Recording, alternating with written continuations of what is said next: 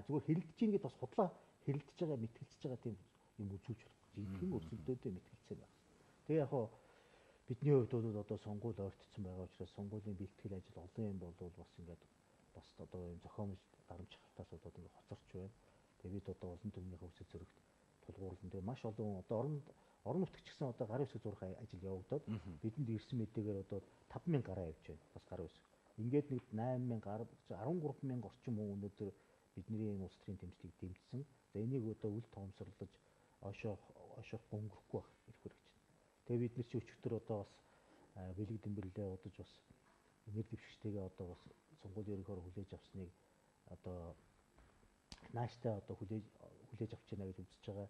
Тэгээ 71 нэр дэвшигчийг одоо бас би нэр дэвшсэнийг бол бас олон дүндээ хэлмээр байна. Монгол Ардын хувьсгалынхаа 76 тойрогт бид нэр дэвшүүлэх ёстой. Гэхдээ 5 мандат дээр бол бид хүн нэр дэвшүүлэх боломжгүйтэй биш. Бас бид наанта цаанта зарим одоо нэр дэвшигчнийг бол дэмжиж байгаа юм.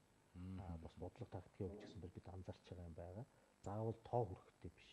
Тэгээ ингээд 71 хүн дотор маань нойлын шагналтаа хурандаа цолтоо хүнч байж байна. Жирийн одоо энгийн иргэн чөтөө байж байна. Эрдэмтэн докторуудч байж байна. Инженер техникийн ажилтнуудч байж байна. Багш ч гэсэн эмчнэрч байж байгаа байхгүй. Ингээд ямар ч сан танилцууллаа зүгээр тэр багш чуулган маань 27-ны орой хуулийнхаа хугацаанд гаргасан дараа хоёр нам болоод нэр дэвшигчээ тодрууллаа. Хувьсгалт нам зарлахгүй гэсэн. Тэр бол учиртай юм байгаа шүү дээ. Нэр дэвшигчээ тодруулна гэдэг бол тэр бас хүмүүс жоох гайхал төрүүлсэн. Зарлна гэдэг бол тодруулна гэж хэлсэн болохоос хуулийн зарлална гэж. Зарлна гэдэг бол ер нь тэгээд сурталчлаа шүү дээ. Энэ дэвшлээ шүү. Тий, ингээд хоёр нам бол зарлчлаа гэдэг. Тэгэхэд бол бид бол харин саяас сонгуулийн ерөнхий ороонд материалаа хүлээж өгөөд харин албан ёсоор энэ хүлээлгэж өгсөн хүмүүсийгээ зарлалаа шүү дээ. Гэтэл сонгуулийн ерөнхий ороонд материалаа өгөөгүй ээжиж намууд зарлна гэдэг бол өөрөө зүүд хэрнээ хэцүү наад.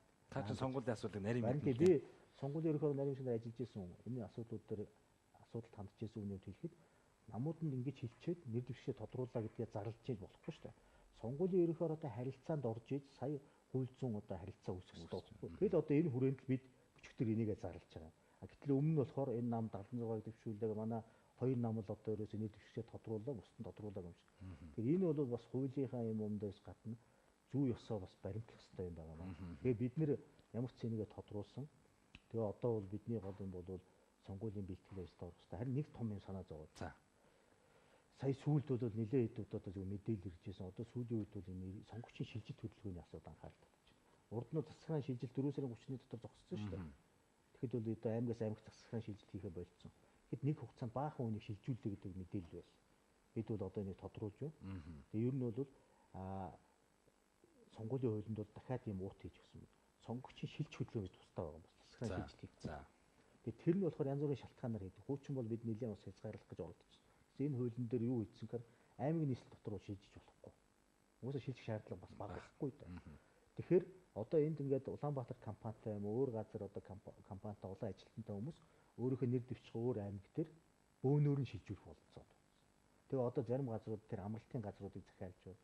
Энэ Улаанбаатарт байж яг хөө тэр амралтын газар ирээд тэгээ тэнд нь амрааж идүүлж уулзаад тэгээ тэр газрын сонгогчийг шилжүүлж байгаа тэнд өөрийнхөө төлөө өгөх.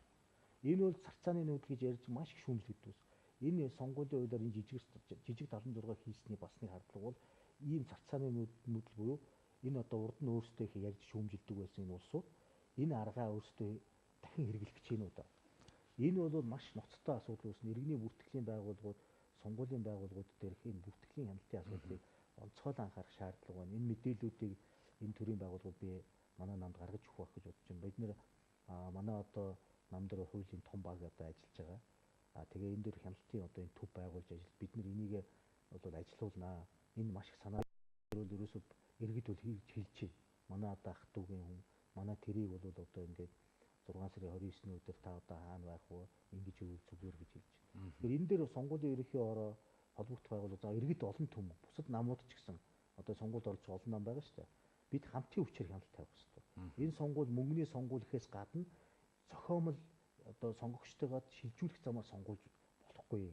Энийг бол тийм учраас хуучин сонгогчдын нэрийн жагсаалтан дээр бид нар ямар анхаарал тавьдаг вүлээ тэрэн шиг энэ сонгогчдын нэрийн жагсаалтын асуудалд анхаарал тавих цаг болж нөгөө нэг асуудал бол бас дахиад нэг үүсэж байгаа асуудал бол энэ мөнгө тараахаас гадна ерөөсөө энэ сонгуульд оролцож байгаа энэ нөхдүүд дээр бол ямар асуудал үүсэж ийнэ вөхөр зохиомлоор тухайн намын одоо нэр дэвшигчдээс би түрүүс надаас хэлж байгаа гэдэг шиг хэл мэдээлэлээр ингээд янз янзын гүтгэхт оромжтой гутаах зарим нь үнэн худлан байсан ч гэсэн асуудлуудын мэдээллийг тэр нэр дэвшигчийг гутаах зорилготой тавих юм бол тэр хэвлэл мэдээллийн байгууллагын ажил нь тэр штабын нөхдүүд хариуцлага хүлээх ёстой шүү дээ. Одоо энэ сайт ч бай, юу ч бай. Тэгээ энийгээ бас анхаарах ёстой. Яг уу бидний тухайд бол яг хэвлэл эрх чөлөөгөөд олон хүн бол хүндэтгэлтэй хандаг. Гэхдээ сонгуулийн үед бол хууль бол хатуу чангарсан байгаа шүү дээ. Тэгээ энийгээ бол бид нар бас бодож болгох хэрэгтэй. За ойлголоо. Тэгэхээр та тэр хугацаад дууссан. Би сүүлийн нэг асуулт хувь хүнийх нь холбогдолтой. Үлсгэлэн зарлаад сая бараг 70 орчим цаг болчих шиг боллоо. Та ер нь урд нь үлсгэлэн зарлаж ер нь өлсөж үзэжсэн үү гэж би асуух. Мэдээж оюутан цагийн үлсгэлэн одоо хүмүүстэй оюутан багтаа арайс 70 цаг бол үлсдэг байсан. 70 цаг. Тэгээ яг тэгээд хоолгүй хоолтой хоногод явдаг л байсан. Гэхдээ яг зөвхөн улс төрийн зорилготойгоор ингээд үлсгэлэн зарлаж бол мэдээж үзээгүй. Тэгээд 70 цаг бол бид нэр бол 70 орчим цаг бол үлсгэлэн зарласан. Ноот үлсгэлэн. Миний тухайд бол яг сони юм би чи нөгөө цэвэр ус цэвэр ус шүү дээ. Усууд нэг тийм усыг дангаар нэг хэрэгэлдэггүй. Нөгөө яг ч хотод нь таардаггүй байхгүй. Тэгээ байсан хүн чинь хэцүү юм биш үү? Нөгөө жоохон цай нэг жоохон уувал ууж болохоор. Гэхдээ тэр чинь нөгөө цай усныг уухгүй. Тэгээ нөгөө ус баг уугаад ирсэн нөгөө ам хатаад. Тэгээд нөгөө ирэхээр чи нөгөө усыг чинь нэг нүд нуугддаг юм байна. Ингээд нүд нуугтаад тэгээд нэг ам хатаад тэгээд жоохон даралт нэг жоохон өөрчлөгддөг. Заримдаа ихсэн, заримдаа багасна. Нэг тийм шинж тэмдгүүд эдгээр зүгээр илэрдэг. Яг манай зарим улсууд бол бас даралт нь өөрчлөлт орсон юм бий л дээ. Зүгээр тэр үед бол юу бодогдож ирсэн бэ гэхээр энэ үлсгэлэн улс төрийн үлсгэлэнд оролцож байгаа, улс төрийн тэмцэл явуулж байгаа хүмүүс ямар хэцүү тэр тусмаа одоо инхээр дараа гэхэд хуурай үлсгэлэн зарласан гэхэд бол би бол зүгээр бодсон шүү. Тэр бол маш их хат зөрөг бие юм бол шаардах юм байна. Зүгээр зориггүй зүгээр яг амьдралын ирэхээр янз янзын бол мэдээж байна. Тэр асуудлаас улс төрийн үлсгэлэнгийн нэг зорилго бол тодорхой зөвлөсхийн тулд үлсэж байгаа биш.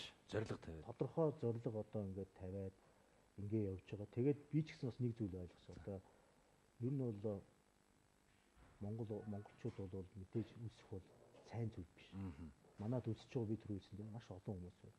Тэгээд энэ дашрамд бол би маш олон хүмүүс маань баярлуулаарай. Манай улс төрийн намын гишүүд болохоор бид нар болохоор сонгуулийн үеийн ажиллагааны хоригдсан зүйлд орчих гээд байгаа учраас би энэ дашрамд бол Монголынхаа олон зуун мянган багчуудаа хүрсэн одоо ялангуяа хүүхдийн баярын мэндийг хүргэе.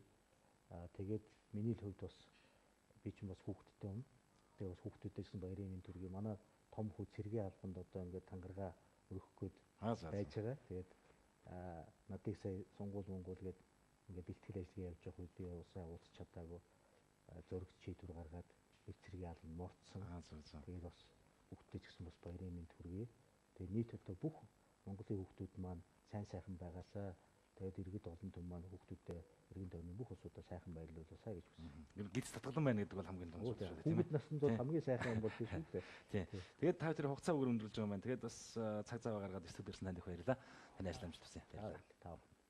За баярлалаа өсөхтэй. Ярилцаад нэвтрүүлгийг хүрээд өндөрлөж байна. Дараа 7 хоногийн энэ цагт ирэх устдад хүргээрэй.